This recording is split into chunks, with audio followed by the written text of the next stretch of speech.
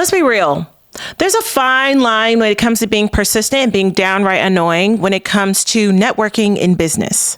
And if you're a brand trying to network with a retail buyer, crossing that line could be the difference between helping you get landed on a retailer's shelf and being put on a blacklist where you will not be responded to indefinitely. If you've ever wondered how to reach out to a retail buyer without overdoing it, or how to stand out when you are reaching out to them, then this is the episode for you. Stick around because I'm sharing everything that you need to know on how to network responsibly with retailers. As of the published date of this episode, I am an associate of Ulta Beauty. The ideas and thoughts represented here are my own and not that of my employer. Hi, everyone. I'm Monique Benoit. I'm an ex-retail buyer, and for over a decade, I've worked across retailers and brands to help build brand awareness at retail and beyond. As such, I've seen everything when it comes to pitching to a retail buyer. I've seen great pitches. I've seen terrible pitches. I've been reached out to more times than I'd like to mention. And I've also seen folks be persistent and follow up appropriately and responsibly, which has ultimately led to a great retail brand relationship. Today, I'm sharing my top tips on networking with retailers in a way that is strategic, intentional, and effective. I'd like to take a moment to thank the sponsor for the Scaling Emerging Beauty podcast, the Emerson Group. Through their support, we're able to continue to talk to industry experts to provide early stage brands with strategies and tactical insights on what they can do to help their business grow better. Thank you again to the Emerson Group for their continued support. And let's go ahead and continue with the show. If you're ready to get noticed for all of the right reasons, let's get into it. Before you even think about sending that email or that LinkedIn message, please take a step back, pause, and do your research. And what do I mean by research? Answer some of the following questions.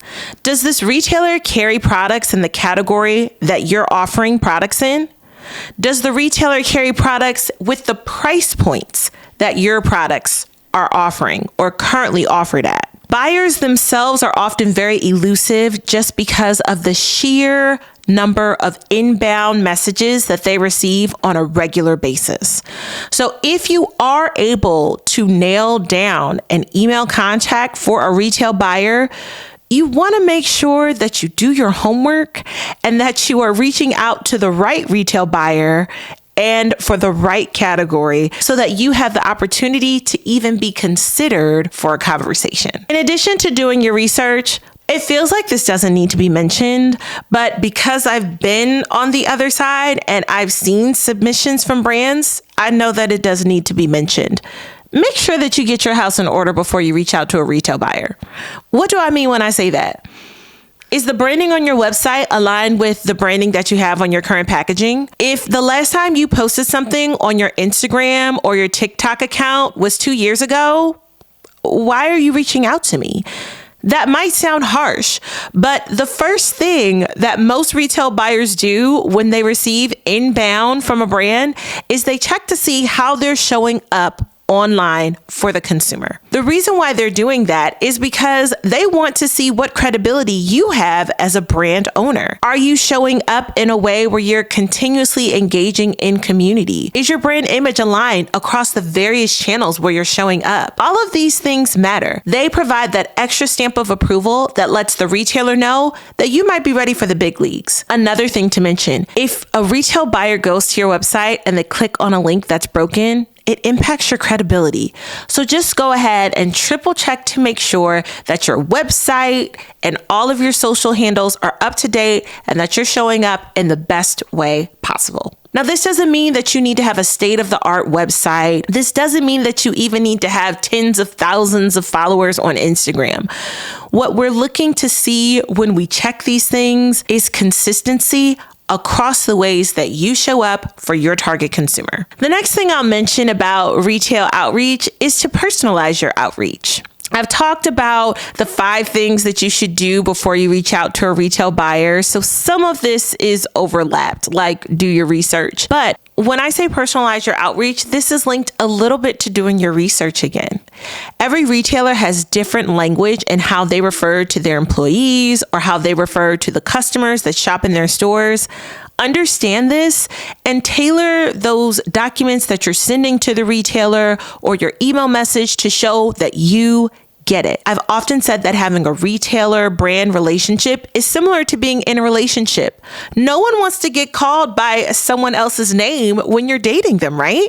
It's the same way with retailers. It's common knowledge in the retail industry that a retailer like Walmart refers to their employees as associates. It's also common knowledge that retailers like Target and Ulta Beauty refer to their customers as guests, not just customers. Those are the specific little tweaks that let the retailer know you've personalized this message or this pitch or this one pager just for them. It helps you to stand out and really can go just that further for you. As you think about your outreach, also keep in mind the amount of time that most retail buyers are spending looking at the documents or the message you're sending. 1 to 2 minutes. Tops. That means you want your message to be engaging. You want your message to be something that stands out, and you want your message to be very succinct and to the point.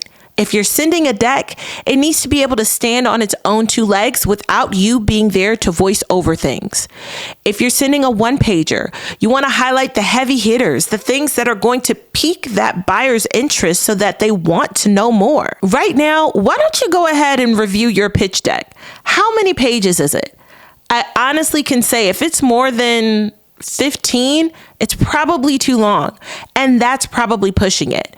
You want these decks to be concise, and also keep in mind the deck that you email to a retail buyer is not necessarily the same as the deck that you present to a retail buyer if you have the opportunity to meet in person. So be very thoughtful about how you show up with the additional materials that you send to the retail buyers. Now that you've done your research, you've confirmed that your social media is on point, and you've reached out to the buyers, let's talk about mastering follow-up, because as I said in the beginning, there's a fine line between being persistent and being annoying. What I like to say when it comes to follow-up is that persistence is key, but timing is everything. So when you do follow up, make it purposeful. Do you have something new to share? Did something change in your business? Do you have new product innovation or a new launch? Did you gain distribution at another retailer and you want to share that momentum with another retailer that you'd love to be at? Those are the kinds of updates that might cause for a reasonable reason to reach out again. Now, when I worked on the sales side of retail outreach, I would follow a cadence somewhat like this. I'd send an email for that, call it week 1. I'd follow up about 2 weeks after that initial outreach. After that, I'd follow up again in another 2 weeks. If I hadn't heard back from the retailer after a month, I would then follow up again in a month. Then I would follow up in about 2 months. And after that, I would follow up consistently on a quarterly basis. Again, following up when I had important updates to share. The reason why I recommend that a quarterly follow-up is appropriate is because there's enough time that's passed for you to have some significant business updates in terms of sales or distribution that you can share with that retailer. I also mentioned timing at the top of this section. Know that timing is everything. Don't expect a response from a retail buyer when they are knee-deep in holiday planning or year-end. They're trying to get their business in order, and that's typically not the time that they're reviewing inbound from new brands. So understand that there are certain times where retailers might go a little bit dark when it comes to outreach. I tend to just avoid reaching out altogether to give the retailers their space. Remember, quality over quantity. Lastly, when it comes to reaching out to retail buyers, do not underestimate the power of networking at in-person industry events. Face-to-face networking is still a fantastic opportunity for you to get in front of that retail buyer and to share your brand with them. Now, with that being said, you need to make sure that you have your 30-second pitch down. And I mean down. What is your differentiation? What is your brand offer? And what makes you special? You should be able to communicate those things in 30 seconds or less. Remember, the retail buyers probably have another 20 people to talk to. So you want to make sure that that pitch, that differentiation, or that your energy level itself is something that stands out, so that after they've spoken to a line of 20 brands, they say, oh, that girl in the black with the braids and the ponytail, I remember her. She said something about a brand that had skincare and moisture, whatever the pitch is, whatever your shtick is, you want to make sure that you stand out. Maybe part of standing out is in your outfit. Maybe part of standing out is in the energy that you bring and the way that you present your idea. Maybe part of the way that you stand out is in how reserved you are and how concise and to the point you are in communicating your message. I don't want to paint this picture like there's one specific way to stand out to buyers. I've seen very demure and mindful brand owners stand out just as much as the loud and boastful ones. Just know it's all about being true to who you are and knowing what that differentiator is going to be for that key retailer and communicating that effectively in that precious time that you have with them. So, to recap on how to network responsibly, do your research.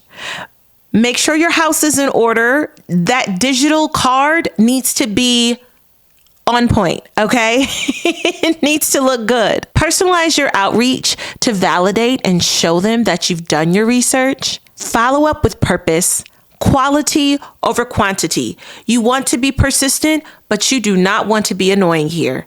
And finally, don't forget the power of networking at in-person events. Thank you so much for listening into this episode today. And if you're still listening in, I want to say thank you. You didn't have to listen to the whole episode, so I appreciate you being here. If you don't mind, I'd love it if you would leave a review on Apple Podcasts or Spotify Podcasts so that more people get to hear and see this podcast. And if you're watching me here on YouTube, hey, go ahead and give me a thumbs up, like the video, subscribe, and share this with a friend as always. I really appreciate you being here once again, and I'll catch you on the next episode. Bye.